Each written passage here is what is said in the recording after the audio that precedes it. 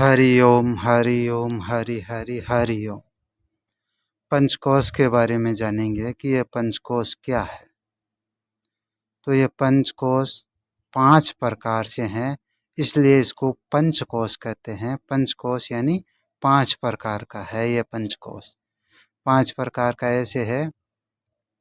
1 number का है अन्नमय कोश, 2 नंबर का है प्राणमय कोश, 3 नंबर का है मनोमय कोश और 4 नंबर का है विज्ञानमय कोश और 5 नंबर का है आनंदमय कोश।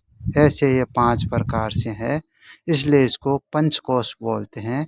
5 प्रकार से है इसलिए। पहला है अन्नमय कोश।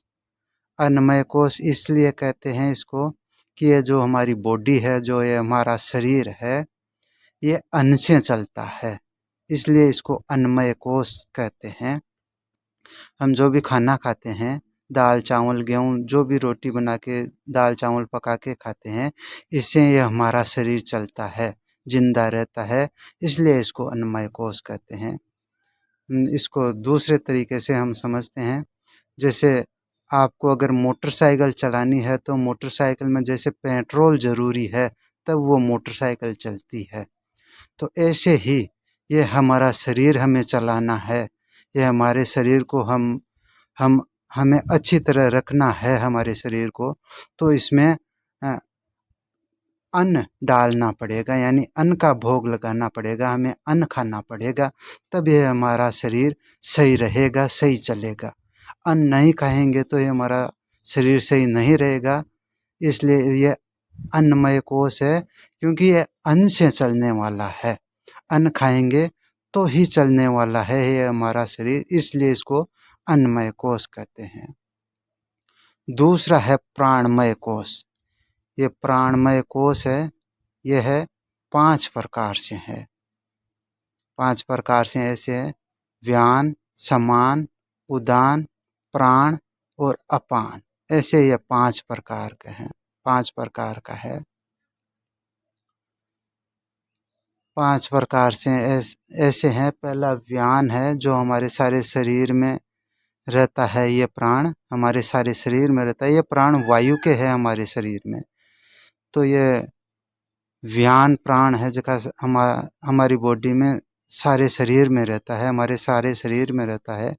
और हमारे ये हाथ है, पैर है, जैसे हम बोलते हैं तो ये सब वायु की दाब से काम करते हैं। हमारे ये अंग है जो हमारे हाथ पैर है, जैसे हम बोल रहे भी हैं तो ये वायु की दाब से बोल रहे हैं, इसलिए इसको पहला व्यान कहते हैं।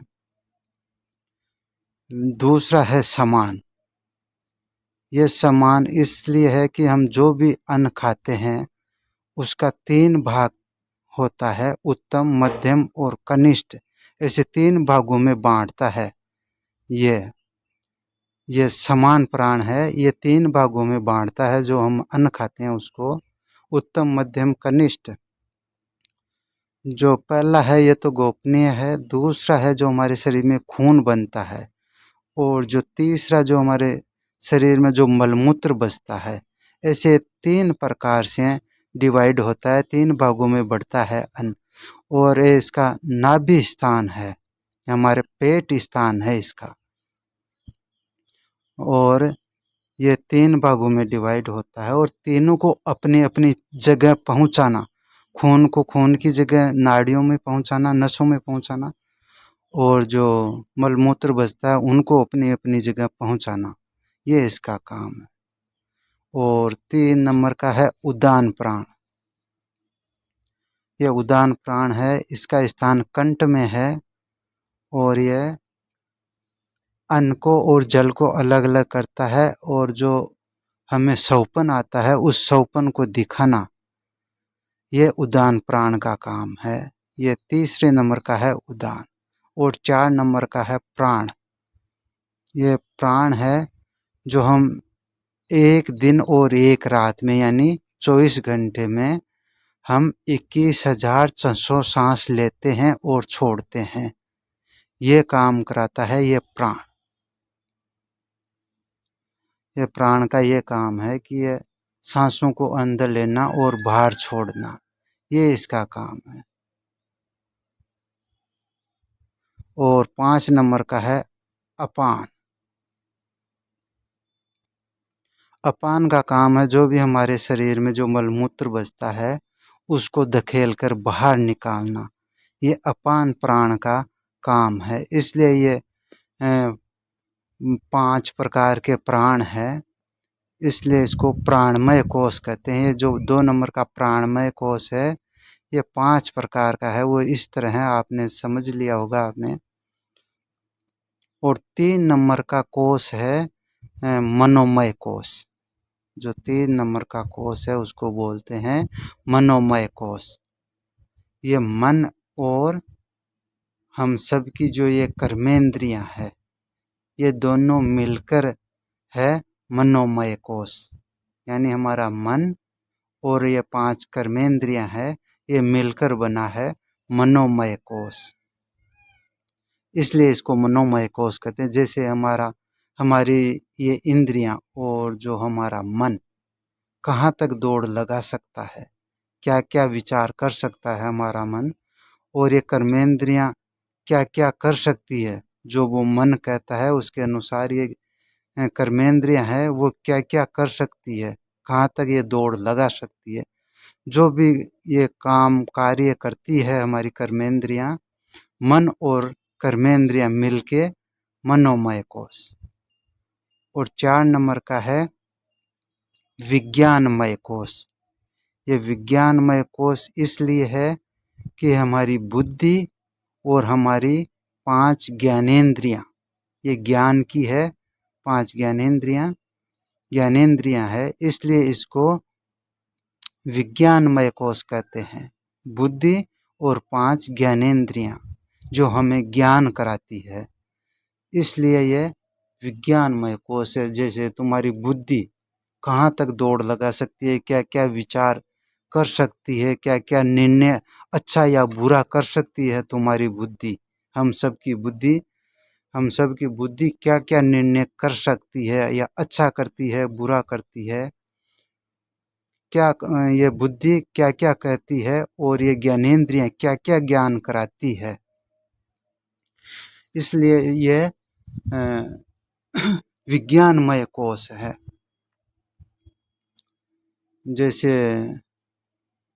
जैसे हमें त्वचा का काम है, जैसे गर्म ठंडा लगना, तो ये ज्ञान होता है कि भाई गर्म है ठंडी है। जैसे आँखों से हम देखते हैं तो हमें पता चलता है भाई सामने क्या दिख रहा है, अच्छा है बुरा है, या कोई रंग है कलर है, जो भी दिखता है तो हमें ज्ञान होता है हाँ भाई ये चीज़ है। और जैसे हम कानों से सुनते हैं तो हमें सुनने का ज्ञान होता है कि भाई हम क्या सुन रहे हैं। और चमड़े का हमें स्पर्श से पता चलता है।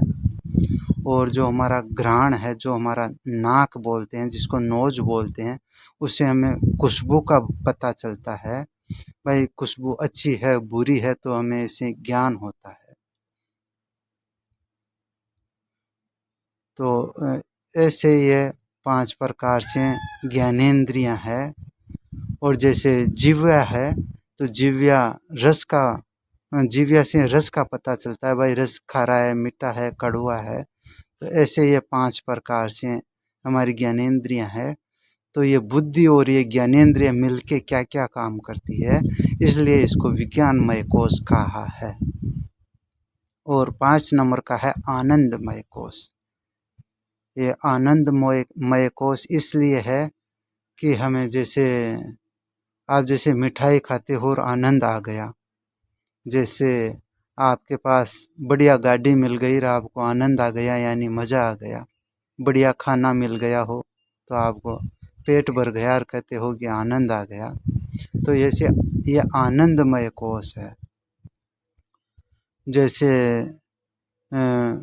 मोद और प्रमोद, जो आपने इच्छा की वो चीज़ मिल गई, ये तो मोद। और जो आपको जो चीज़ मिल गया, जो पदार्थ मिल गया आपको, उसको आपने भोग लिया, वो प्रमोद हो गया। यानी जो मिलना और उसको भोग लेना, भोगने में जो आनंद आता है, इसलिए इसको आनंदमय कोश कहा है। तो इस प्रकार से ये 5 प्रकार से ये कोश है। इसलिए इसको पंचकोश बोलते हैं। इसी के बारे में यह जानकारी है, आप सभी को समझ में आया होगा। और आप इस पंचकोश के बारे में या और कोई के बारे में भी जो भी अध्यात्म ज्ञान है, अगर आप पूछना चाहो तो कमेंट बॉक्स में पूछ सकते हो। वहाँ पे आप ज़रूर कमेंट करिएगा कि आप क्या कहना चाहते हो। और ये 5 पंचकोश है। ये पंचकोश में ओरिजिनल में ये पंचकोश मैं नहीं हूँ, मैं भोगने वाला हूँ। बाकी ये पंचकोश मेरे नहीं है। मैं पंचकोशों को जानने वाला हूँ, मैं जानने वाला हूँ, वो अलग हूँ मैं। ये तो पंचकोश है जो एक तो भोग विलास के हैं, मगर ये मैं नहीं हूँ। जैसे पहले आया अन्नमय कोश, तो अन्नमय कोश मैं नहीं हूँ, मैं तो इसमें रहने वाला कोई अलग हूँ, दूसरा हूँ। जैसे कोई मकान में रहता है, मकान अलग है और मकान में रहने वाला अलग है। ऐसे ही जैसे झोंपड़ी है और झोंपड़ी में रहने वाला अलग है, ऐसे ऐसे ये पंचकोश है। तो ये पंचकोश मैं नहीं हूँ, मैं तो पंचकोश से अलग हूँ। और ये 3 गुण है, ये 3 गुणों से भी मैं अलग हूँ। ये 5 तत्व है, 5 तत्व 25 प्रकृति से भी मैं अलग हूँ। और मैं अलग हूँ इनसे, ये मुझ में नहीं है। मैं इनका साक्षी हूँ, बाकी ये मुझे नहीं जानते, मैं इनको जानने वाला हूँ। तो ये पंचकोश के बारे में है। और आप अच्छी तरह सब रहिए, अच्छे सोच विचार रखिए, अच्छे चाल चलन रखिए, गंदी चीज़ों का खान पान मत करिए, अच्छी चीज़ें खाइए पिए। जैसे गंदी चीज़ें हैं दारू मांस बीड़ी सिगरेट गुटखा पानी, ये अच्छे नहीं है, तो इनको तो छोड़ देना ही अच्छा है। इनसे हमारा सब गलत कार्य हो जाते हैं और इनसे हमारी बुद्धि भी ठीक नहीं रहती, बुद्धि निर्णय सही नहीं कर पाती है गंदे खान पीन से। सात्विक खाइए, अच्छे पदार्थ पाइए, फल फ्रूट पाइए, अच्छा अनाज पाइए, जिससे हमारी बुद्धि सात्विक रह सके और हमारी बुद्धि अच्छा निर्णय कर सके। इसलिए आप अच्छे पदार्थ पाइए। और आप सभी हमेशा उस राम नाम को कभी मत छोड़िएगा, वो नाम की महिमा कभी नहीं छोड़िएगा। जो आपके गुरु महाराज ने आपको जो नाम दान दिया है, उस नाम को पकड़े रखिएगा। 24 घंटे उसी को रटिए, उसी का जाप कीजिए, उसी का नाम रटिए, वो ही नाम लीजिए। आप हरदम चलते फिरते उठते बैठते हरदम उसी का नाम लीजिए। और वो ही सब काम पूर्ण करने वाला है, वो परमात्मा ही सबके काम पूर्ण करने वाला है। उसी का नाम कभी मत छोड़िए, हर समय में उसी का ध्यान रखिए, उसी का नाम लीजिए, उसी की भक्ति कीजिए। इसी से ही हम सब पार होने वाले हैं। जैसे तुलसी बाबा ने रामायण में कहा है कि मंगल भवन अमंगल हारी द्रवव सो दशरथ अजिर बिहारी। वो परमात्मा, वो राम सब कार्य अच्छे करने वाला है, वो ही परिपूर्ण है, वो सबके काम अच्छे करने वाला है। मंगल भवन, वो हर काम मंगल करने वाला है, हमारी जो भी परेशानियां हैं उन सब को दूर करने वाला है और हर काम अच्छा करने वाला। उसका नाम लेने से, उसका नाम जपने से सब सिद्धियां सुलभ मिल जाती है, सब कार्य हमारे पूरे हो जाते हैं। तो हर समय में उसी परमात्मा का, उसी सच्चिदानंद घन का, उसी मालिक का नाम लीजिए, उसी से हम सब पार होने वाले हैं। और इस पंचकोश के बारे में अगर कोई त्रुटि रह गई हो, कोई भूल चूक रह गई हो, तो आपको अगर पता हो तो आप ज़रूर अवगत कराएं। और आपको जो कुछ भी कहना है या कोई सुझाव देना है, वो आप सब कमेंट बॉक्स में ज़रूर बताएं। या कोई आपका सवाल हो तो वो भी आप कमेंट बॉक्स में ज़रूर करिए। या और किसी तरह की कोई बात अगर आपको पूछना हो, कहना हो, या कोई त्रुटि के बारे में बताना हो, तो आप कमेंट बॉक्स में ज़रूर बताइए, कमेंट बॉक्स में ज़रूर कहिए। आप सभी को हरि ओम, हरि ओम, हरि हरि हरि ओम।